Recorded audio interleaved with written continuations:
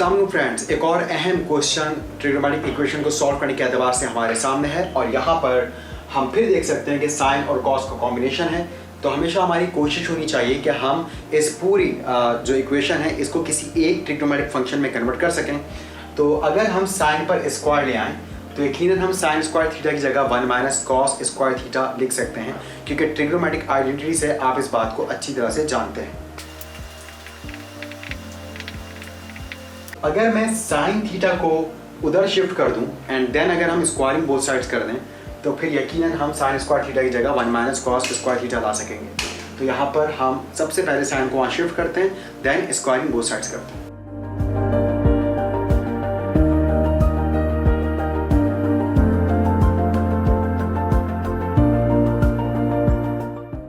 अब यहाँ जानते हैं यहाँ पर फर्स्ट टर्म को हमें a मानना पड़ेगा, सेकंड टर्म को b, क्योंकि जब भी ब्रैकेट के अंदर प्लस या माइनस होता है हम बिल्कुल वैसी फॉर्मूला अप्लाई करते हैं। तो यहाँ पर a माइनस बी के होल स्क्वायर का फॉर्मूला अप्लाई होगा। तो यहाँ पर a का मतलब √3 cos थीटा है। यहाँ पर हम चाहे तो पहले स्ट्रक्चर बना सकते हैं, a square minus 2ab plus b square, और स्क्वायर जब नेगेटिव साइन पर आएगा नेगेटिव साइन खत्म हो जाएगा, स्क्वायर जब साइन पर आएगा तो ये बनेगा साइन स्क्वायर थीटा। यहाँ एक जगह आ जाएगा √3 cos थीटा और b की जगह 2 आ जाएगा। तो यूँ हमने इस फॉर्मूले को इधर अप्लाई कर दिया। अब जब स्क्वायर रूट पर आएगा तो रूट तो खत्म हो जाएगा और सिर्फ 3 रह जाएगा। स्क्वायर जब कॉस पर आएगा तो ये बन जाएगा कॉस स्क्वायर थीटा, क्योंकि ब्रैकेट में जब भी वैल्यूज मल्टीप्लाइंग फॉर्म में होती हैं ब्रैकेट के बाहर वाली पावर ब्रैकेट के अंदर आती है और सब पर अप्लाई हो जाती है। माइनस साइन के बाद 2 जब 2 से मल्टीप्लाई होगा तो 4 हो जाएगा, √3 as it is cos theta, और प्लस साइन के बाद यहाँ पर 2 का स्क्वायर बनेगा 4, और इक्वल्स टू के बाद प्लान के मुताबिक हम साइन स्क्वायर थीटा की जगह 1 minus cos square theta put कर देंगे। अब ये क्वाड्रेटिक इक्वेशन बन रही है, हम तमाम टर्म्स को उठा के यहाँ शिफ्ट कर देते हैं। 1 यहाँ पर आकर -1 कॉस स्क्वायर थीटा, यहाँ पर आके plus cos square theta, 3 cos square theta plus cos square theta बनेगा 4 cos स्क्वायर थीटा, 4 - 1 बनेगा 3, cos थीटा की टर्म एज इट इज आ गई क्योंकि कहीं और cos थीटा हमारे पास मौजूद नहीं। अब हम क्योंकि देख सकते हैं कि यहाँ पर पहले फर्स्ट टर्म में cos स्क्वायर है, देन cos है, देन फिर cos की पावर 0 है, तो जब भी इस अंदाज से तरतीब हो हम उसको क्वाड्रेटिक फॉर्मूले से सॉल्व कर सकते हैं ऐसी इक्वेशंस को। तो यहाँ पर बजाय कि हम cos की फॉर्म में इस इक्वेशन को लिखें, हम थोड़ी देर के लिए सपोज कर लेते हैं कि cos थीटा असल में x है। जहां जहां cos आ रहा है हम वहां x पुट कर लेते हैं, इसको क्वाड्रेटिक फॉर्मूले से सॉल्व कर लेते हैं।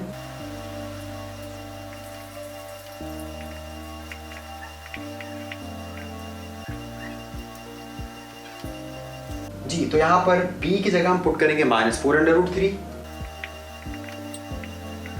जो b पर स्क्वायर था वो -4 √3 पर आ गया, -4 ac, -4 के बाद a की जगह हम 4 पुट करेंगे और c की जगह हम 3 पुट करेंगे।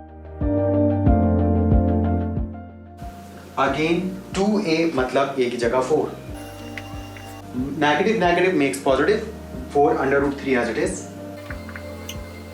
स्क्वायर जब माइनस साइन पर आएगा माइनस साइन खत्म हो जाएगा, स्क्वायर जब 4 पर आएगा तो वो 16 बनेगा, स्क्वायर जब √3 पर आएगा तो स्क्वायर से रूट खत्म होकर सिर्फ 3 रह जाएगा, और यहाँ पर 4 और 3 को जब हम मल्टीप्लाई करवाएंगे तो 4 × 4 बनता है 16, 16 3 बनता है 48, और 2 4 बनता है 8।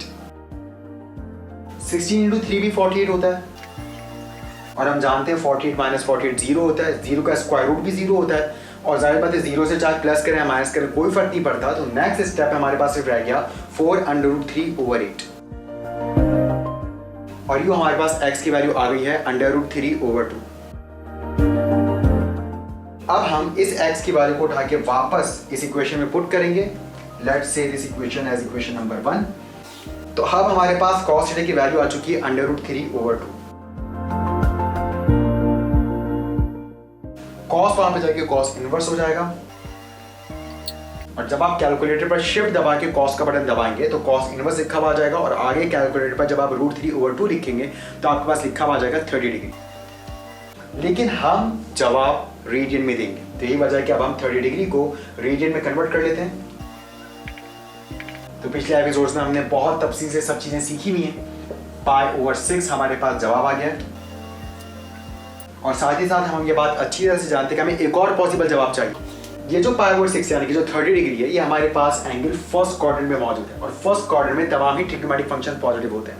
तो अगर हम एक और जवाब देखना चाहते हैं तो उसके लिए हमें फोर्थ क्वाड्रेंट में आना पड़ेगा, क्योंकि कॉस फर्स्ट क्वाड्रेंट के अलावा फोर्थ क्वाड्रेंट में पॉजिटिव होता है। और फोर्थ क्वाड्रेंट का एंगल आने का तरीका यह है कि आप 360 में से थीटा को माइनस कर देते हैं। तो 360 में से अगर आप 30 डिग्री माइनस कर देंगे तो एक और पॉसिबल जवाब आएगा 330 डिग्री।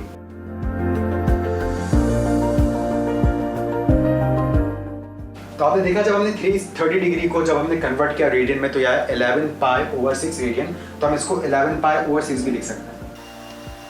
इसी 11π/6 को हम -π/6 भी लिख सकते हैं, क्योंकि एंगल को माइनस में लिखने का मतलब है कि आप क्लॉकवाइज जा रहे हैं।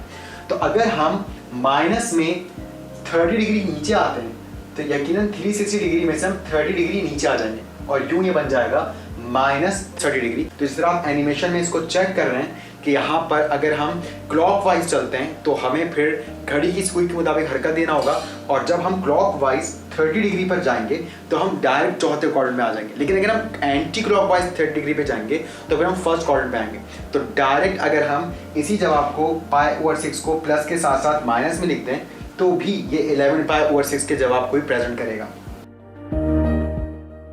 अब बारी आ गई है सॉल्यूशन सेट लिखने की। तो आप जानते हैं हमें बहुत ध्यान से सॉल्यूशन सेट लिखना है। कॉस का पीरियड, जो कि हमने पिछले एपिसोड में बहुत तफसील से डिस्कस कर लिया था कि आखिर पीरियड्स का क्या मकसद और क्या मतलब होता है। तो यहाँ पर कॉस का पीरियड 360 डिग्री है। इट मीन्स के पूरा 360 डिग्री के रेवोल्यूशन पर वापस एग्जैक्टली उसी पोजीशन पर हमारा एंगल होगा जिस पोजीशन पर इनिशियली था, मगर इस बार एंगल का मैग्नीट्यूड तब्दील हो चुका होगा, क्योंकि नंबर ऑफ रेवोल्यूशन जैसे जैसे बढ़ते जाते हैं वैसे वैसे एंगल भी बढ़ता चला जाता है। तो यही वजह है कि हम यहाँ पर π/6 को 2n π n मतलब नंबर ऑफ रेवोल्यूशंस में प्लस करके लिख देंगे और 11π/6 को भी हम 2n π में प्लस करके लिख देंगे।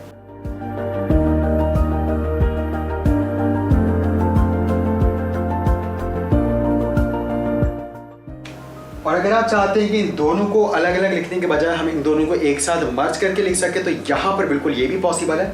जिस तरह अभी हमने बात की कि हम यहाँ पर लिख सकते हैं 2n π ± π/6, यानी कि चाहे आप 360 डिग्री में प्लस करें 30 डिग्री को या माइनस करें 30 डिग्री को, जो भी जवाब आएगा वो हमारे सॉल्यूशन सेट का हिस्सा है और इस जवाब को आप यहाँ पर वेरीफाई भी कर सकते हैं। तो उम्मीद है आपको अच्छी तरह से सवाल समझ आया होगा। इंशाल्लाह आपसे मुलाकात होगी नेक्स्ट एपिसोड में। तब तक के लिए अल्लाह हाफ़िज़।